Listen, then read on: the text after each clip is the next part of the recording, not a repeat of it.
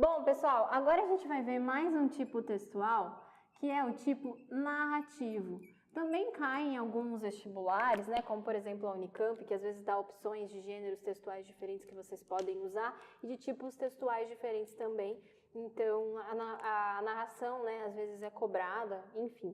Mas qual é a função, então, né? Por que a gente tem, então, esse tipo textual? Qual é a função dele? A função desse tipo textual, gente, fica muito chato se a gente colocar narrar, né? Mas é literalmente contar uma história, né? Recriar a realidade a partir, então... Opa, ficou faltando um A aqui, né? Mas é então você recriar a realidade, é você contar, então, a sua realidade a partir de uma narração, né? Como assim, Marina? Mas e se uma pessoa tá lá falando, né? Se você pede para ela contar, então, uma história que aconteceu com ela não tá recriando a realidade, porque aconteceu de verdade, né? Ela não tá recriando a realidade, ela tá contando alguma coisa que aconteceu com ela. Ótimo, gente, mas todas as vezes que a gente vai contar algo que aconteceu com a gente dá uma mudadinha. Ah, não, Marina, mas eu sou super correta, eu não mudo nada. Claro, mas você não fala com as mesmas palavras que você falou antes, né? Por exemplo, você quer contar de uma conversa que você teve com uma amiga sua, você vai lá para sua mãe ou vice-versa, né? Você fala assim: "Ah, mãe, então eu tava conversando com fulana de tal, hoje ela me falou isso, aquilo". Na verdade, a fulana não falou isso, aquilo, né? Por exemplo, a fulana pode ter falado: "Oi, Marina, tudo bem com você?". Você não vai chegar para sua mãe e falar assim: "Mãe, a fulana disse: Oi, Marina, tudo bem com você?". Não, isso não é uma conversa, né? Então, mesmo quando você está narrando um diálogo, quando você está contando uma história, você está recriando a realidade, né? Você está dando, então, a sua versão, você está falando da maneira como você entendeu, você está contando da maneira que você lembra, né? Então, a função do tipo textual narrativo é justamente contar, é recriar, então, a realidade. Tudo bem? Então, eu vou colocar aqui, contar uma história, só para ficar um pouquinho mais claro, né? Para vocês não esquecerem. E onde, então, que a gente encontra, né? Quais são os gêneros? Onde que a gente pode encontrar esse tipo textual? Onde a gente encontra isso? A gente encontra nos romances, né? Vocês que com certeza já leram muitos livros, inclusive as obras que são obrigatórias, né? Para o vestibular, para quem vai fazer aí a FUVEST, a Unicamp, enfim. Então a gente encontra nos romances, né? Essa narração, essa narrativa, ou seja, o tipo textual narrativo, né? Nós encontramos também, é claro, na parábola, no conto, na novela, no depoimento. Enfim, gente, tem vários outros exemplos, eu tô colocando alguns aqui só para vocês saberem, né? E qual então é a estrutura, Marina? Qual é a estrutura típica, né? Vou colocar aqui. A estrutura típica deste tipo textual. Bom, aqui já muda um pouquinho, né? A gente viu então a argumentação e a dissertação. A gente viu que tem estruturas que são parecidas, mas aqui a gente já vai ver que muda um pouquinho. Por quê? Porque a primeira coisa aqui não é a introdução, é uma apresentação. Como assim, Marina, uma apresentação? Bom, normalmente, né, o tipo textual narrativo, ele exige que você faça então uma apresentação do personagem, dos lugares, né, do tempo em que aquela história, ou seja, está sendo contada, né, o que aconteceu, enfim.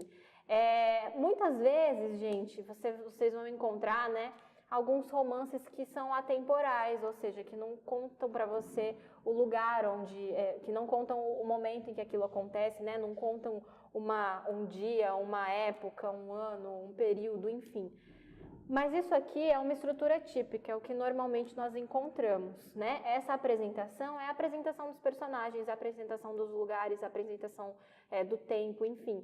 Tudo isso a gente pode encontrar nessa apresentação, tá? Então, até vou colocar aqui, gente, só entre parênteses para vocês não esquecerem, que é a apresentação do tema, do espaço, do personagem, enfim. Isso aqui até pode variar um pouquinho, né? Não é necessariamente que tem que acontecer nessa ordem ou que acontece com tudo isso, tudo é apresentado, né? Muitas vezes é apresentado o personagem e o tema, mas não é apresentado o tempo, né? Por exemplo, o espaço, enfim. Depois da apresentação, o que a gente tem? A gente tem uma complicação. Como assim uma complicação? Sabe quando você vai contar uma história para alguém e aí você fica falando assim, olha, hoje eu acordei, aí eu escovei meu dente, daí depois eu tomei meu café, aí eu tomei um banho, daí eu escovei o dente de novo, aí eu fui pra escola e a pessoa fica, e aí? E aí? Por quê? Porque ela tá esperando, gente, que algo diferente aconteça, né? Não é a complicação aqui, ela não é algo necessariamente ruim, mas é algo diferente que vai mudar ali o rumo da história. Então, por exemplo, você está contando lá o seu dia, você chega e fala assim, daí eu caí de cara no chão. Aí todo mundo fica, o quê? Aí já para prestar atenção, mas e aí, o que aconteceu depois que você caiu? Então, essa complicação aqui é esse espanto, essa mudança de rumo, tudo bem? É um elemento de desestabilização. Vou colocar aqui, ó. Elemento de desestabilização. É alguma coisa diferente que vai acontecer e vai mudar a sua história, né? Inclusive, depois da complicação, a gente tem o clímax, que é o ponto máximo da história, é onde acontece aquela coisa que você fica de boca aberta, que você pensa, meu Deus do céu, é o ponto máximo do filme, sabe aquela hora nos filmes, né, de guerra que acontece aquele conflito, que acontece as brigas de verdade, que um grupo luta com o outro, enfim, esse é o momento do clímax, é o ápice, tá? Até vou colocar aqui, ó, entre parênteses, que é o ápice da história aí, né, do que você está contando, do que você está narrando. Ele funciona, então, como um ponto máximo de tensão, né? E depois do clímax, a gente tem o desfecho. O que é o desfecho? É as consequências do clímax, né? O que acontece, então, depois do clímax? Depois que você caiu e que alguém te ajudou, o que aconteceu? Eu fui para minha casa descansar, né? Que eu estava com a perna machucada, enfim. Então, esse é o desfecho, é o final da história, né? O que acontece depois do clímax, tudo bem? E aí, gente, a gente tem, então, algumas características linguísticas que também vão ser diferentes do que a gente viu até agora, né? Diferentes, então, dos outros tipos textuais que a gente viu. A primeira coisa é que a linguagem aqui, ela pode ser denotativa, mas ela também pode ser conotativa. Então, aqui é a primeira vez, né, no primeiro tipo textual dos tipos textuais que a gente viu até agora, é a primeira vez que a gente tem, então, o uso de figuras de linguagem, né? Nós temos, então, o uso de duplo sentido. Então, a gente tem aqui. Então, a gente tem a permissão, né, de usar figuras de linguagem, de usar o sentido figurado daquilo que está sendo dito, né? Por quê? Porque permite, né, gente? Por exemplo, se você está lá contando uma história, se você quer escrever um poema, por exemplo, né? Se você quer escrever um romance, e aí você está narrando o que aconteceu com um personagem, por exemplo, você não precisa falar literalmente o que aconteceu com ele, mas você pode falar através de metáforas, que é então a figura de linguagem, né? Outra característica muito legal, que é diferente do que a gente viu. Outra característica muito legal, que é a linguagem variável, né? Você não precisa, literalmente, só escrever de acordo com a norma padrão, só escrever de acordo com a norma culta, né? Normativa. Por quê? Porque aqui você está se tratando, né? Você está narrando uma história, você assume muitas vezes o papel de alguém, você assume um personagem. E esse personagem, por exemplo, nos romances, né? A gente tem vários exemplos disso, mas esse personagem, ele é visto muitas vezes, ele precisa ser narrado, ele precisa ser visto como ele de fato é. Então, vou dar um exemplo para vocês. Sabe lá na historinha da Turma da Mônica, que vocês têm o Chico Bento? O Chico Bento, ele fala de uma maneira diferente do que a Mônica fala, por exemplo, né? Então, o Chico Bento, ele tem gírias, ele tem regionalismos, né? Você consegue, muitas vezes, da maneira como você lê, você consegue escutar o que ele fala, né? Porque a maneira como está escrito é justamente da maneira como ele fala. Então, essa linguagem, ela é variável, é permitida, porque a gente tem personagens, a gente tem adequações desses personagens, né? Muitos personagens, eles precisam ser caracterizados como eles realmente são, né? De acordo, então, com o espaço em que eles vivem, com a língua que eles falam, com a maneira como eles se vestem. Tudo isso fica visível para a gente através da linguagem, por isso que é uma linguagem variável, não preciso seguir exatamente a norma culta, eu posso ter gírias, eu posso ter o uso de regionalismos, enfim, só para vocês entenderem. E com consequência disso, a gente tem então uma pessoalidade variável. Como assim, Marina? Agora eu não sei se eu entendi muito bem. O que tem de diferença, então, da pessoalidade para a linguagem, né, que é variável? A pessoalidade aqui é a interferência, gente. Por quê? Porque aqui, na pessoalidade, a gente tem um narrador. O que isso significa? Que, às vezes, o narrador ele vai ser narrador personagem, às vezes ele vai só narrar a história, né, de fora dela, não é mesmo? Então, essa pessoalidade, ou seja, o narrador ele tem esse poder de interferir na história, ele tem o poder de tornar aquilo pessoal, né? O autor, aquele que escreve, ele tem o poder de tornar aquilo pessoal. Então, a pessoalidade ela é variável, né? Vou dar um exemplo para vocês. Sabem Dom Casmurro? O Bentinho o tempo todo interfere na história, né? Por quê? Porque ele é um personagem, ele está narrando uma história que aconteceu com ele. São quase memórias, né? Ele está contando a vida dele pra gente. Então, o tempo todo ele interfere, o tempo todo ele dá opinião. Essa pessoalidade é variável, por quê? Porque ele é um narrador que é personagem também. Ele está presente na história, né? Ele não está só contando a história de alguém, ele está contando a história dele. Então, ele acaba interferindo, acaba sendo uma coisa mais pessoal. Por isso, é possível que exista essa pessoalidade, que essa pessoalidade seja variável, né? A gente tem pessoalidade também, mas aqui no caso, a pessoalidade ela é variável, tudo bem? Agora, a gente vai ver um exemplo, eu trouxe mais um exemplo para vocês, né? Eu estou com o meu texto aqui, num passe de mágica, nós vamos ver o texto aqui. Vamos lá, sobre vacas, bernes e política. Então, é um texto aí de Rubem Alves, é muito legal, gente, prestem muita atenção, porque é muito legal mesmo. Era uma vez uma vaca feliz, saudável e bonita, mas nem tudo é perfeito. A vaca tinha hóspedes. Então, o que esse primeiro trecho já está contando para a gente? Ele já está fazendo uma introdução, ele está fazendo uma apresentação do tema. Ele está falando que ele vai falar sobre uma vaca, né? Ele está falando o que a vaca tem, ou seja, que a vaca tem hóspedes. E aí a gente já vai, então, para a complicação ali, vamos ver o que ele vai falar para a gente.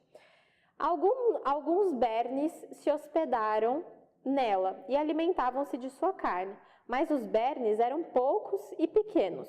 Vaca e bernes viviam em paz. Aconteceu, entretanto, que os bernes começaram a se multiplicar. Os bernes aumentavam, mas a vaca não aumentava, confirmando a lei de Malthus, que diz que os alimentos crescem em razão aritmética, enquanto as bocas crescem em razão geométrica.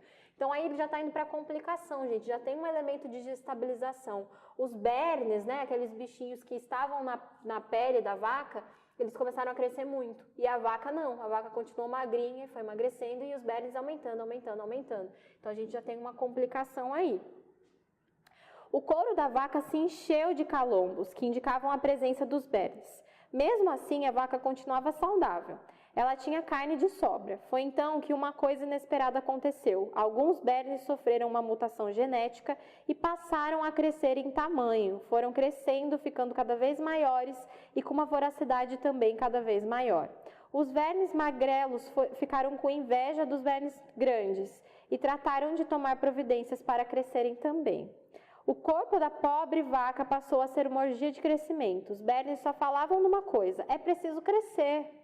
Mas a vaca não crescia, ficava o mesmo tamanho. De tanto ser comida pelos bernes, a vaca ficou doente, emagreceu, mas os bernes não sabiam sobre a vaca em que moravam. Para perceberem, seria preciso que eles estivessem do lado de fora. Os bernes estavam dentro da vaca, assim não percebiam que sua voracidade estava matando-a. A vaca morreu. E com ela morreram os bernes. Fizeram a autópsia da vaca. O relatório do legista observou que os bernes mortos eram excepcionalmente grandes, bem nutridos, muitos deles chegando à obesidade. Gente, olha que texto sensacional. Se chama Sobre Vacas, Bernes e Política. Vocês têm algum palpite sobre isso? O que isso mostra pra gente, gente? Vou até colocar aqui de exemplo, porque isso é sensacional. Na verdade, ele não está falando de bernes e vacas, ele está fazendo uma metáfora. Então, gente, a gente tem o uso da metáfora. Qual é essa metáfora, gente? Na verdade, ele não está falando sobre bernes e sobre vacas. Ele está falando sobre o mundo e sobre a humanidade, né? Nós, a sociedade, né? Nós somos os bernes e o mundo é a vaca. Então, a gente está usando esse mundo, a gente não está enxergando o mal que nós estamos fazendo para ele, usando excessivamente todos os recursos naturais, né? Que ele oferece para a gente. E que se esse mundo morrer, a gente morre.